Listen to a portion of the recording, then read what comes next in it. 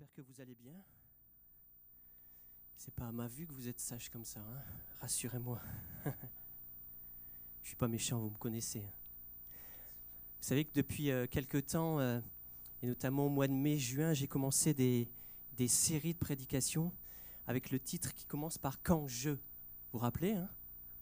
Vous vous rappelez pas. Quand j'invoque le Seigneur, quand je contemple sa sainteté, quand je fléchis les genoux. Et ce matin, le titre de mon message est « Quand je suis connecté à lui ». Et j'aimerais qu'on affiche une image ce matin. Ah, c'est beau, hein? Alors, pour ceux qui l'ont reconnu, il y en a qui l'ont reconnu, c'est mon jardin. Et ce matin, j'ai pris la photo vraiment vite fait, hein, comme les jeunes disent, un peu à l'arrache, comme ça, vite fait, pour prendre mon arbre. Et vous vous rappelez ce que Lucie a donné comme image? Eh bien, c'est l'image que je voudrais vous donner au travers de cet arbre. Cet arbre, ma femme le trouve joli. Après, chacun ses goûts, hein. Je ne le trouve pas forcément très très joli, cet arbre. Et je vais vous dire pourquoi. Parce que quand on s'approche de cet arbre, vous voyez en bas, tout en bas, ici, là. Attendez, ne bougez pas, je vais faire. Vous voyez cette partie ici?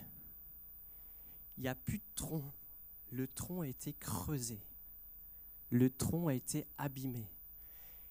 Et pendant le Covid, je me suis rendu compte qu'il y a tous des petits vers, vous savez, des petits vers à bois qui étaient rentrés dedans et qui avaient creusé des dizaines et des dizaines de galeries dedans, à l'intérieur. Alors, avec mon petit fil de fer, j'ai essayé de sauver mon arbre. J'ai essayé d'aller chercher les petits vers pour essayer de les enlever. Et j'y suis arrivé, mais je pensais que mon arbre n'allait plus donner de feuilles. Et vous voyez ce que fait mon arbre? Est-ce que vous trouvez que c'est pas mal comme feuille? Et vous savez pourquoi cet arbre, même si je le trouve pas beau, mais ça c'est mon avis personnel. Cet arbre, quand vous regardez le tronc, il y a un trou au milieu. Je sais passer mon poing dans le tronc. Au point de vue humain, au point de vue peut-être botanique, au point de vue de ce monde, cet arbre n'a pas de valeur. Cet arbre n'est pas joli à regarder. Et pourtant, il porte du fruit. Et vous savez pourquoi? Parce que les racines de cet arbre sont connectées à la terre. Et je peux vous dire qu'avec la sécheresse, le niveau de la terre a descendu. Et je peux vous dire que les racines sont énormes de cet arbre. Et c'est pour ça que cet arbre tient. Et il en est de même pour nos vies. Quand nos racines, quand on est connecté à Christ, peut-être qu'au niveau de l'apparence, on pourrait dire, celui-là, je n'ai pas l'impression qu'il est quelqu'un de très vaillant pour Christ. Mais je peux vous dire que si les racines de vos vies sont plantées dans la parole de Dieu, alors il va se passer quelque chose. Amen. On peut enlever l'image. J'ai coupé l'image, il y avait mon chat qui s'était incrusté sur la photo, mais voilà. Il voulait être connu ce matin. Et on est dans un monde qui est hyper connecté, vous ne trouvez pas? Qui est hyper connecté. Mais entre vous et moi, le fait d'être hyper connecté, finalement, ça dépend de nous. Et ouais.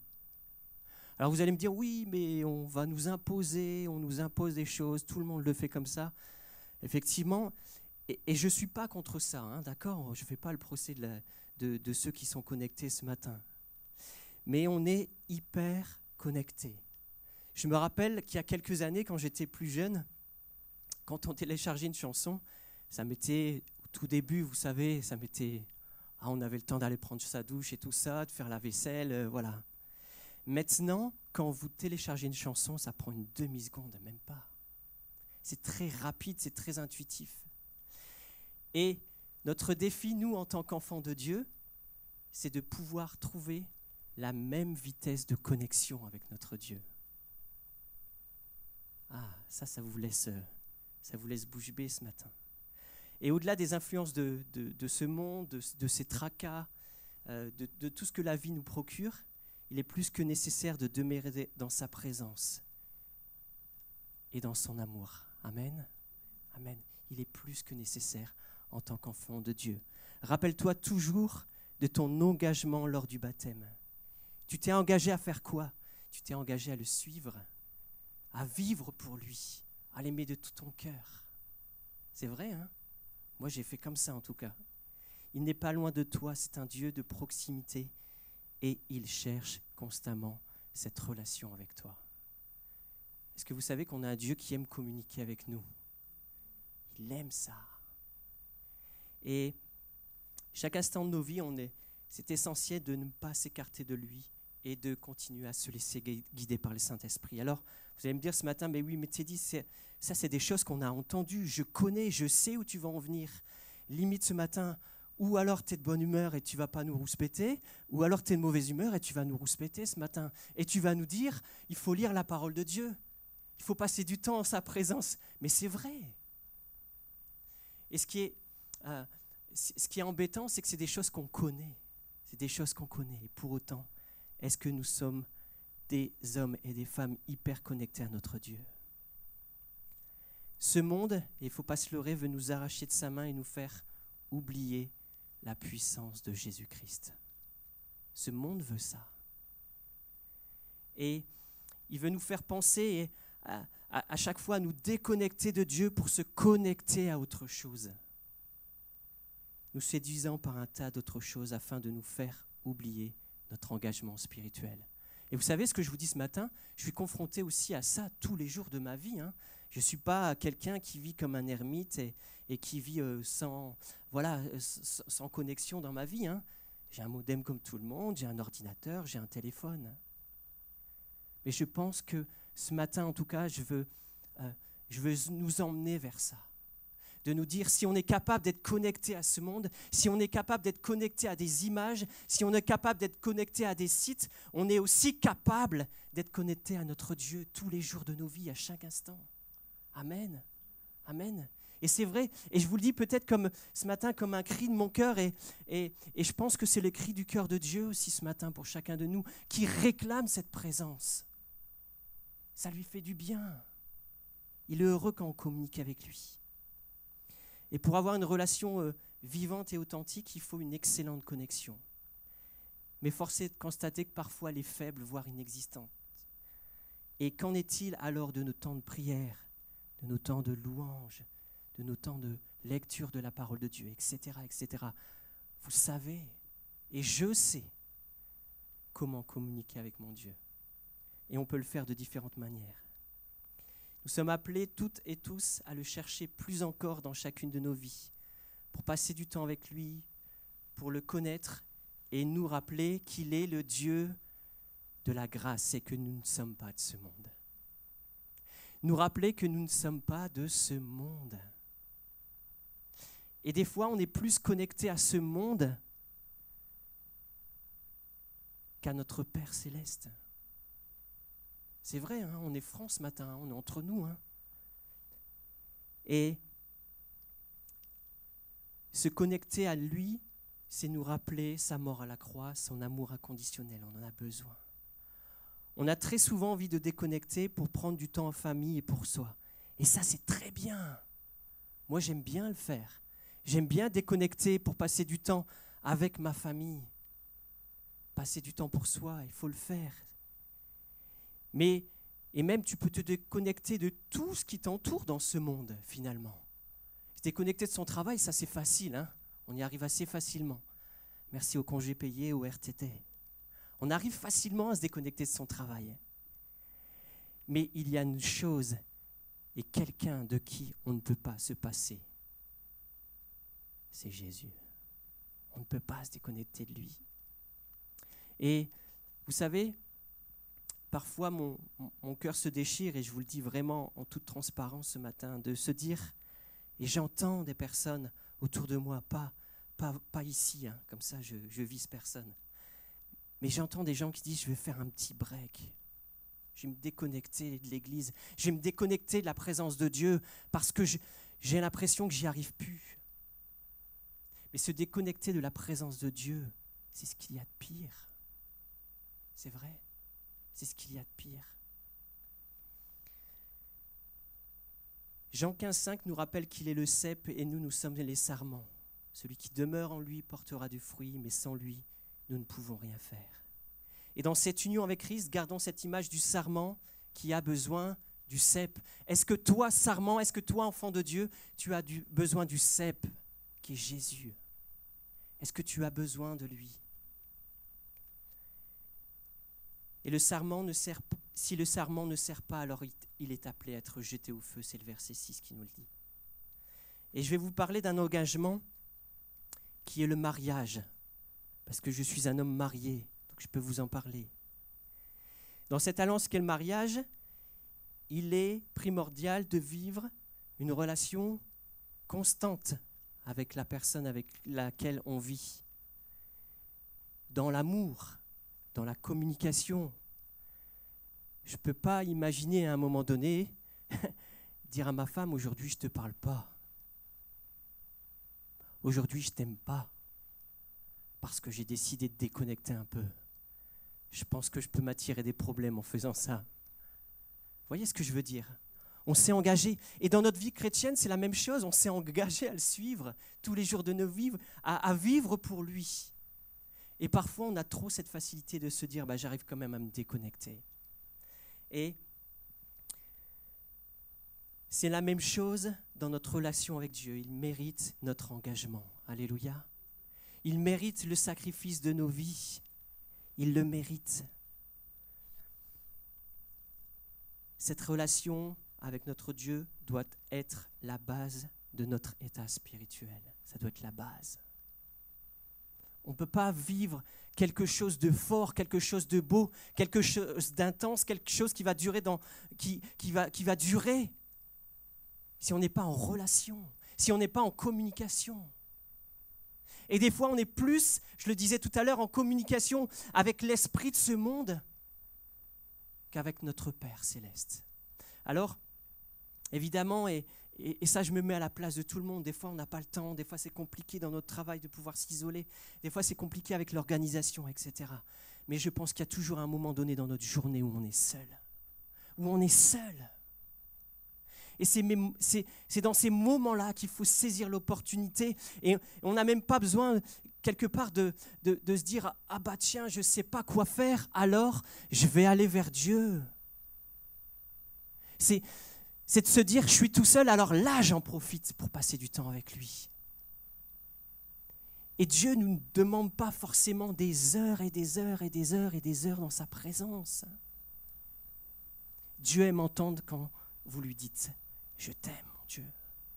Et vous voyez la phrase que je viens de prononcer, ça m'a pris 2 secondes. Est-ce qu'on est capable de parler régulièrement à notre Père ? En tout cas, c'est ce que je nous engage à faire. Et quand je vous parle, je me parle aussi à moi-même. Dieu est accessible à n'importe quel moment de la journée. Il est à l'écoute. Il veut entendre ton chant, ta prière, ta reconnaissance, la reconnaissance de ton cœur. Et il veut te guider dans toutes tes décisions. Et il veut garder tes pensées. Il veut garder tes pensées pour que, quand il garde tes pensées, tu puisses penser à Jésus avant toute chose. Que tu puisses penser à lui parler. Ne le prenez pas, il va être affiché. Ésaïe 55, versets 6 et 7 nous rappelle ceci. Cherchez l'Éternel pendant qu'il se trouve, invoquez-le tandis qu'il est prêt. Que les méchants abandonnent sa voie et l'homme d'iniquité ses pensées. Qu'il retourne à l'Éternel qui aura pitié de lui, à notre Dieu qui ne se lasse pas de pardonner. Amen. Car mes pensées ne sont pas vos pensées et vos voix ne sont pas mes voix, dit l'Éternel. Dieu veut te révéler ses pensées, sa volonté pour ta vie. Mais si tu ne lui demandes pas, il ne va pas forcer les choses. C'est vrai, hein? Alors ce matin, et vraiment, je vous le dis vraiment avec tout mon cœur ce matin, et je pense que le Seigneur a mis ça sur mon cœur, aussi pour ma vie, aussi dans certains aspects de ma vie en tout cas. Alors je voudrais aborder et découper ce message en 2 parties.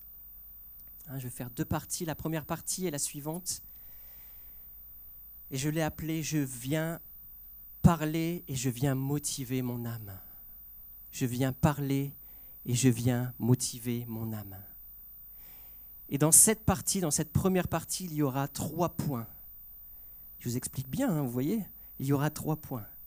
Le premier point que j'ai voulu vous partager ce matin est celui-ci. Pourquoi t'as battu mon âme ? Pourquoi t'as battu mon âme ?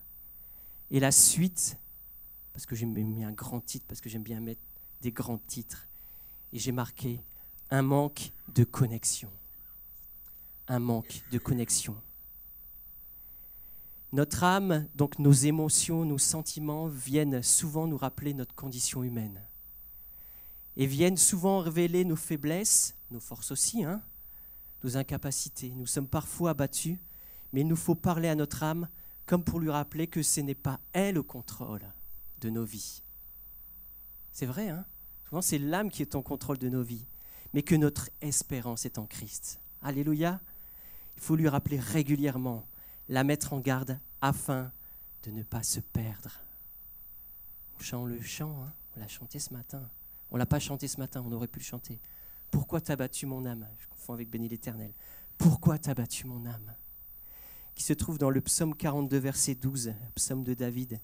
Pourquoi t'as battu mon âme et gémis-tu au-dedans de moi ? Espère en Dieu, car je le louerai encore. Il est mon salut et mon Dieu. Et peut-être, c'est un exercice qu'on n'a pas l'habitude, en tout cas vous n'avez pas l'habitude de faire, de parler à votre âme. Vous savez que vous avez le droit de parler à votre âme, hein, de motiver votre âme, pardon. C'est un droit que vous avez. Et quand David écrit ce passage, il l'écrit certainement pendant un moment très difficile de sa vie, où peut-être cette communion et cette communication avec Dieu a été rompue ou a été maltraitée. Se rendre compte de son état est courageux, mais cela n'est possible à réaliser que dans la présence de Dieu. Et si tu te rends compte de ça, prends ce réflexe-là de dire maintenant je vais parler à mon âme. C'est plus toi qui dirige. Pourquoi tu t'abats ? Parce qu'il est mon Dieu, il est mon espérance, alors ne t'abats pas. L'essentiel de se poser des bonnes questions au regard de ce que nous dit la parole de Dieu. Espère en lui et loue-le en toutes circonstances. Quand tu es faible, quand tu es abattu, quand tu es triste, rien n'est perdu si tu comptes sur lui et si tu décides de retourner vers lui. Alléluia. Pourquoi t'as battu mon âme ? On manque de connexion avec notre Père parfois, hein, c'est vrai.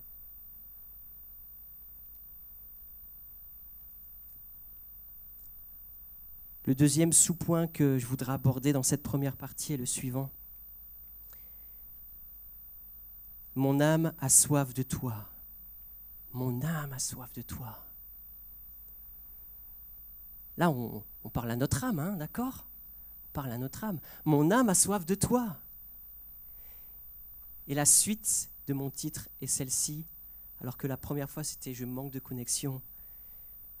À ce moment-là, je cherche la connexion.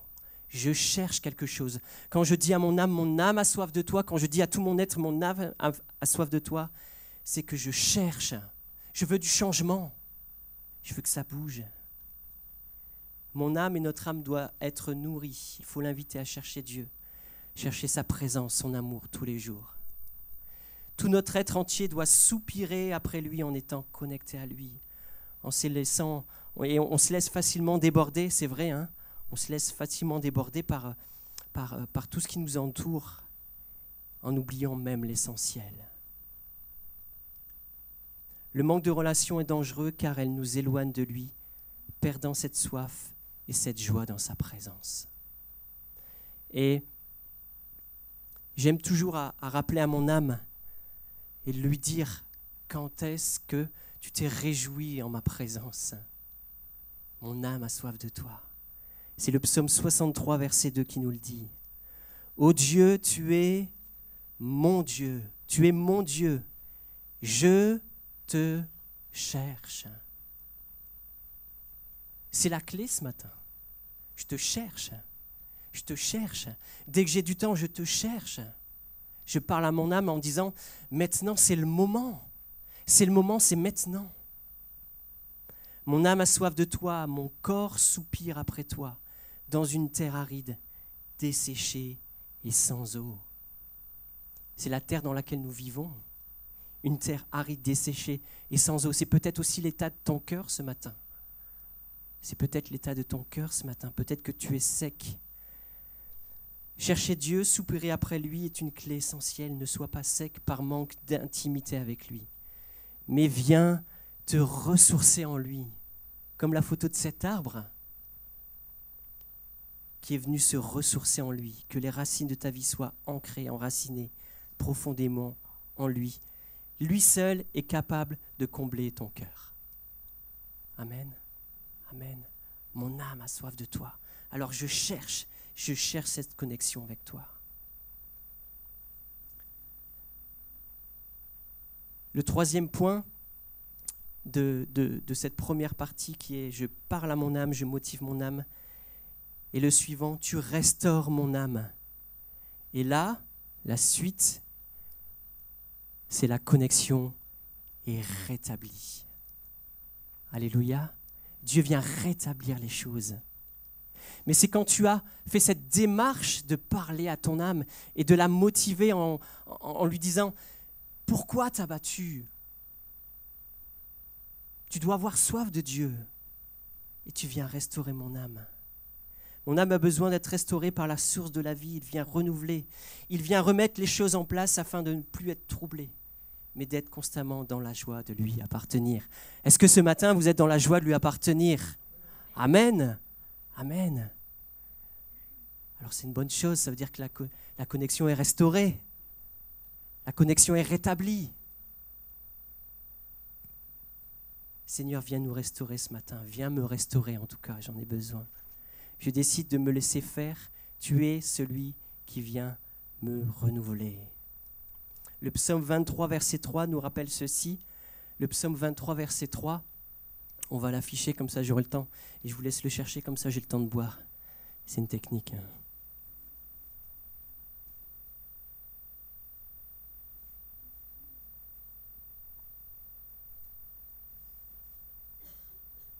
Il restaure mon âme. Il me conduit dans les sentiers de la justice à cause de son nom. Et l'étymologie en hébreu du mot « restaurer » donne, ou en tout cas a donné les traductions suivantes. Restaurer, ça veut dire revenir. Ça veut dire revenir, ça veut dire retourner. Ça veut dire rafraîchir. Ça veut dire aussi réparer. Dieu est capable de réparer les choses en toi. Amen. Quand la connexion est restaurée, Dieu est capable alors de réparer. Il est capable de conduire au loin. C'est intéressant. Nous qui voulons vivre, on va l'effleurer tout à l'heure. Quand on désire vivre mis à part dans la sainteté, il est celui qui vient nous conduire au loin, qui vient nous éloigner de l'esprit de ce monde.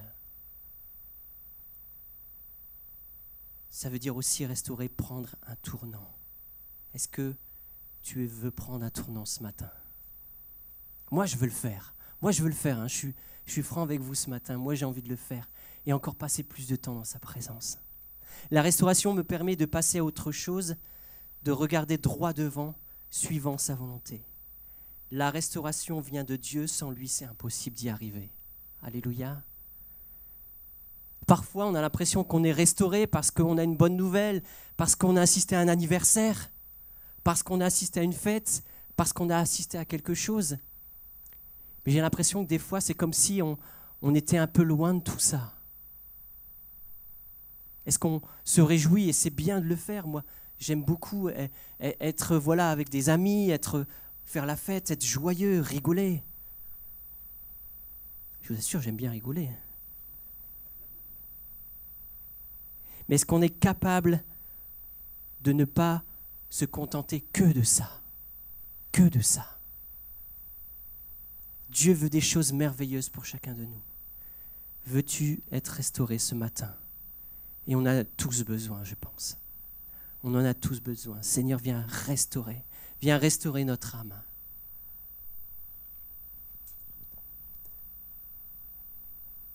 j'aimerais aborder avec vous le deuxième point, la deuxième partie en tout cas, qui est le titre suivant, « Je décide de prendre position ». Alors que j'ai parlé à mon âme, je décide maintenant de changer les choses. Parce que ce n'est pas toujours suffisant de convaincre son âme de quelque chose. Ça peut durer quelque temps. Mais il est temps de prendre à un moment donné une décision. Notre relation avec Dieu nous pousse à changer, à avancer, à maturer et à prendre des décisions tous les jours qui nous engagent. Il nous faut considérer ou reconsidérer nos priorités. C'est pas évident ça, hein, de le faire. C'est pas dans notre faculté de dire, des fois on se dit, non, là je suis bon, là Teddy est en train de nous dire qu'il faut reconsidérer les choses. C'est la parole de Dieu qui nous le dit. C'est la parole de Dieu qui nous le dit. Et pareil, 3 sous-points ce matin pour cette deuxième partie. Le premier, je l'ai nommé de cette manière-là, être obéissant à l'écoute, avoir la foi. Et comme vous avez compris comment je fonctionne maintenant, j'ai continué mon titre et j'ai parlé de connexion. Et là, j'ai marqué une connexion illimitée. Illimitée. Ah ouais, je suis dans l'air du temps, hein, vous voyez ? 2 Corinthiens 10:5, nous renversons les raisonnements et toute hauteur qui s'élève contre la connaissance de Dieu. Et nous amenons toute pensée captive à l'obéissance de Christ.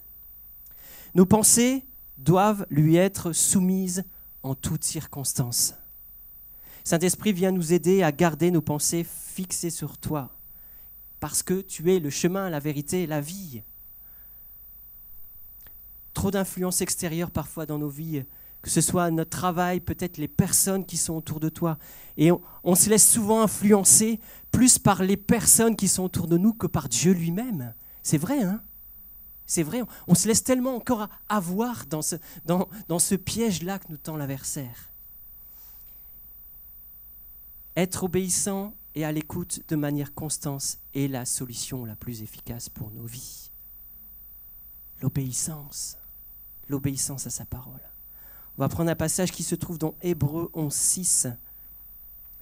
Hébreux 11, verset 6.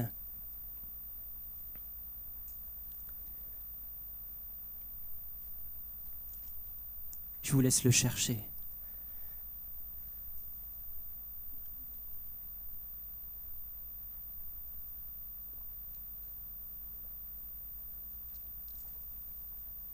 Hébreux 6 nous dit « Or, sans la foi, il est impossible de lui être agréable, car celui qui s'approche de Dieu doit croire qu'il existe et qu'il récompense ceux qui le cherchent. » Et dans la version Parole vivante, il est écrit « Or, sans la foi, il ne saurait être question de lui être agréable. Si quelqu'un s'approche de Dieu pour entrer en communion avec lui, il faut bien qu'il croie d'abord à son existence et qu'il ait la conviction que Dieu récompense ceux qui le cherchent de tout leur cœur. » Amen. Là, on est dans une partie où on parle d'une collection illimitée.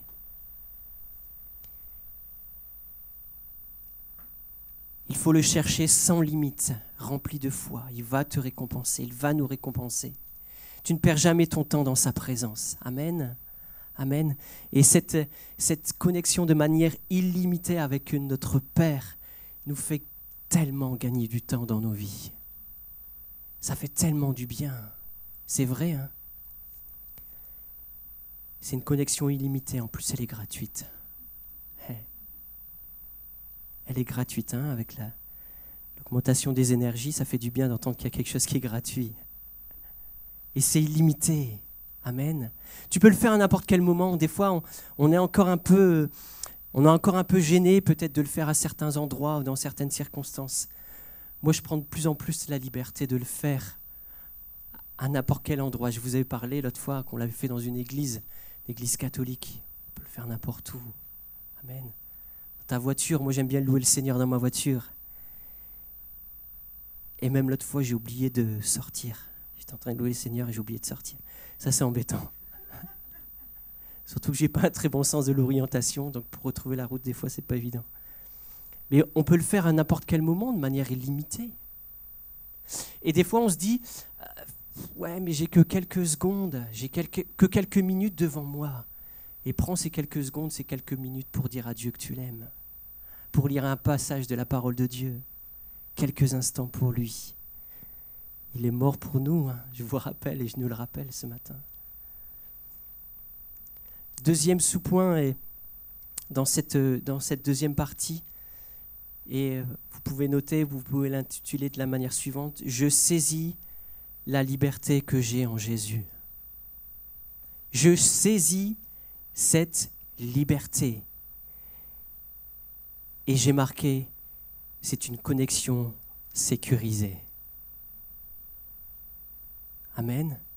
Il nous donne la sécurité. Cette relation est sécurisante, je suis complètement libre. Mais cette liberté, nous devons nous en saisir encore plus que jamais. Amen. Si on ne se saisit pas de cette liberté de lui parler, alors cette liberté ne nous sert à rien. Si on ne saisit pas toutes les opportunités pour rentrer dans sa présence, alors cette liberté que j'ai, moi, enfant de Dieu. On a entendu vendredi soir dans les pays persécutés, où c'est la charia qui est la loi prédominante. On n'a pas le droit de proclamer le nom de Jésus. On n'a pas le droit de prier. On n'a pas le droit d'annoncer la parole de Dieu. On n'a pas le droit de parler de notre espérance. Dans notre pays, on a le droit de le faire. On a cette liberté-là. Est-ce qu'on se rend compte de cette liberté que nous avons? De cette liberté que nous avons de parler au roi des rois. J'aimerais prendre un passage avec vous qui est dans 1 Corinthiens 6, versets 11 et 12. 1 Corinthiens 6, versets 11 et 12. Accordez-moi encore une petite dizaine de minutes, s'il vous plaît. Restez attentifs avec moi. Restez connectés avec moi. 1 Corinthiens 6, versets 11 et 12.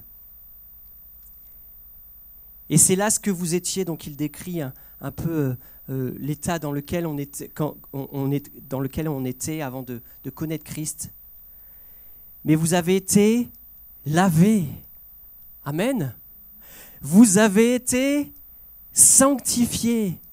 Vous avez été justifiés au nom du Seigneur Jésus-Christ et par l'Esprit de notre Dieu. Tout m'est permis, mais tout n'est pas utile. Tout m'est permis, mais je ne me laisserai asservir par quoi que ce soit. Je ne veux pas me laisser asservir parce que je suis libre en Jésus. Amen. Nous avons été pardonnés, sanctifiés, justifiés, et je pense que ce sont des raisons suffisantes pour le louer de tout notre cœur. Amen. Ce sont des raisons suffisantes. Et ne nous y trompons pas, l'adversaire de notre âme essaye de nous faire oublier tout ça, qu'on a été pardonné, sanctifié, justifié. Parce que lui, ça ne l'arrange pas qu'on le pense. Mais écoutez-moi ce matin, j'ai une chose à vous dire. Dans ce pardon, dans cette sanctification, dans cette justification, ce sont des choses acquises. Amen. Ce sont des choses acquises. C'était acquis par mon Père, par mon frère Jésus à la croix. Alléluia. Mais nous ne devons pas nous laisser dominer par quoi que ce soit. Il nous faut rester dépendants de Dieu et de lui seul. Alléluia. Restons dépendants de lui. Ayons cette connexion sécurisée avec lui à chaque instant. Et le troisième sous-point et le dernier point est celui-ci. Je veux demeurer en lui. Je veux demeurer en lui. Amen. Je ne sais pas vous, mais moi, des fois, j'ai l'impression que, voilà, quand on est dans la présence de Dieu, des fois, c'est comme un peu trop court parce qu'on est rappelé un peu aux réalités de la vie. Voilà, on va manger. Ah oui, c'est vrai. Alors qu'on est bien dans la présence de Dieu, des fois. Comprenez ce que je veux dire? Des fois, on est bien, hein, on a envie de rester un petit peu. Je veux demeurer en lui.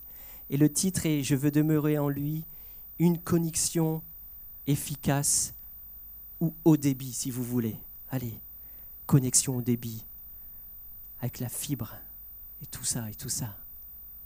Nous sommes le temple du Saint-Esprit. Vous êtes ce matin le temple du Saint-Esprit. Il vit en nous. Amen. Amen. Juste prenez le pas, je vais vous le rappeler. Donc, en 1 Corinthiens 3, verset 16, nous dit ceci, ne savez-vous pas que vous constituez tous ensemble, et chacun pour sa part, le temple de Dieu, et que son esprit habite en vous. Alléluia. Est-ce que tu demeures en Christ? Est-ce que son Saint-Esprit te fait vibrer tous les jours? Oui, moi, il le fait. Et le Saint-Esprit vient te rappeler à quel point tu as besoin de Dieu. J'aimerais prendre ce passage de Jean 15, versets 7 et 8, qui vient faire à la suite avec le passage que je vous ai donné en introduction. Vous vous rappelez? Nous sommes les sarments, l'huile et le cep.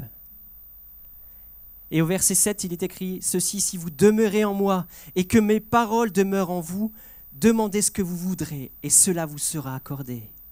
Si vous portez beaucoup de fruits, c'est ainsi que mon Père sera glorifié et que vous serez mes disciples. Alléluia. Jésus nous rappelle ici, au travers de ce passage, que le seul moyen de mener une vie qui lui est agréable, c'est de rester unis à lui. Alléluia. De rester unis à lui, et ce, quoi qu'il arrive. Si nous séparons de lui sans relation, sans connexion, alors tous nos efforts sont inutiles. Inutiles.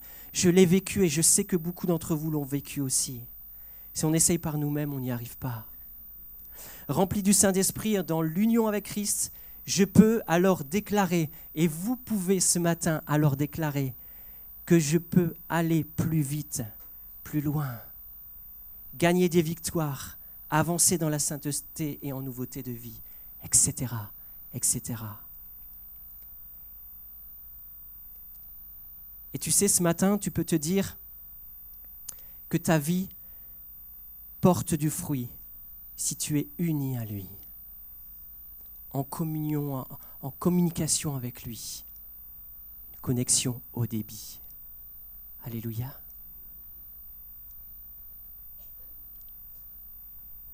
Et peut-être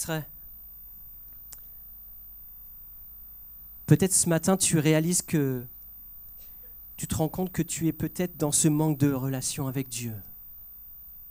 Ou que tu l'as été à un moment donné, ou que c'est plus difficile pour toi dans la semaine quand tu n'es pas à l'église.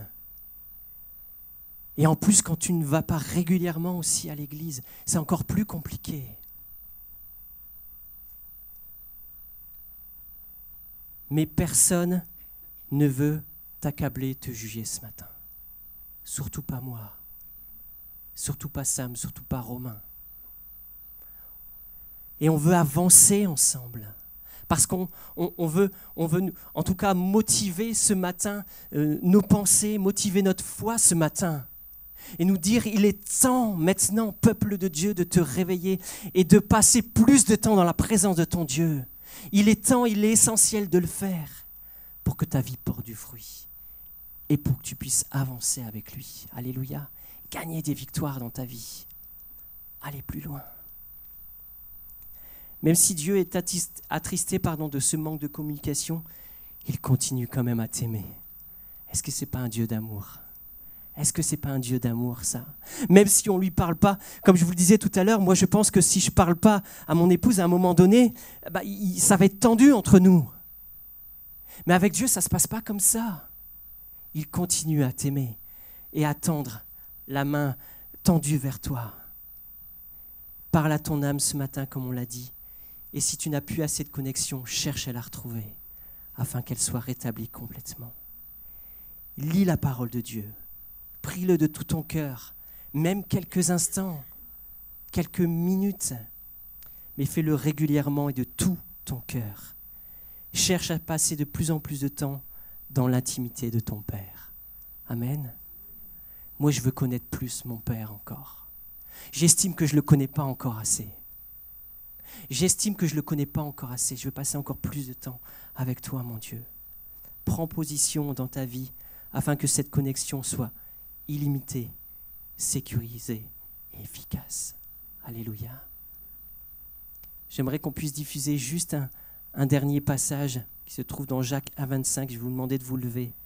On va prier ensemble. On va prendre position ce matin ensemble. Alléluia.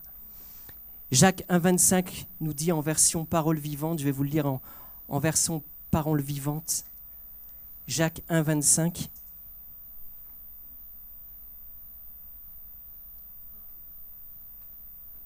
Par contre, si quelqu'un scrute attentivement la loi parfaite qui donne la vraie liberté, et s'il l'étudie assidûment, s'il vit avec elle et lui demeure fidèlement attaché, il en arrive ainsi, non à écouter pour oublier, mais à agir ponctuellement, d'après ce qu'il aura entendu.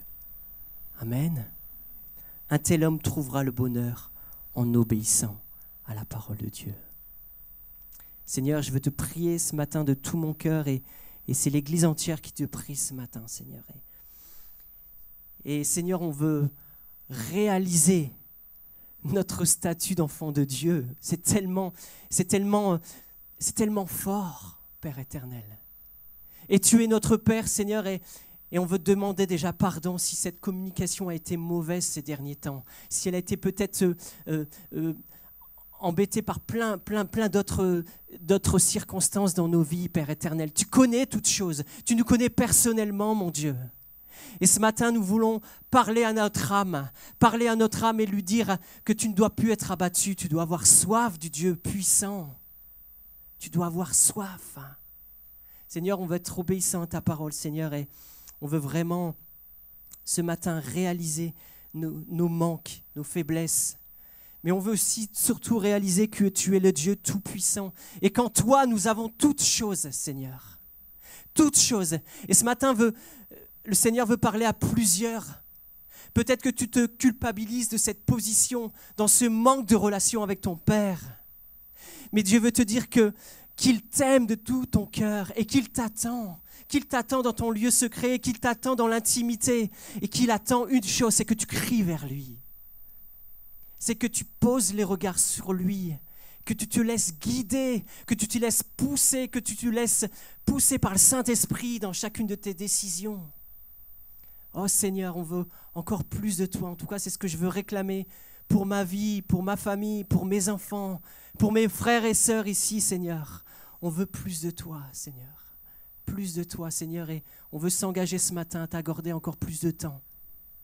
Non pas parce qu'on veut se donner bonne conscience, non pas parce qu'on veut faire bien, mais parce qu'on veut être dans l'obéissance de la parole de Dieu.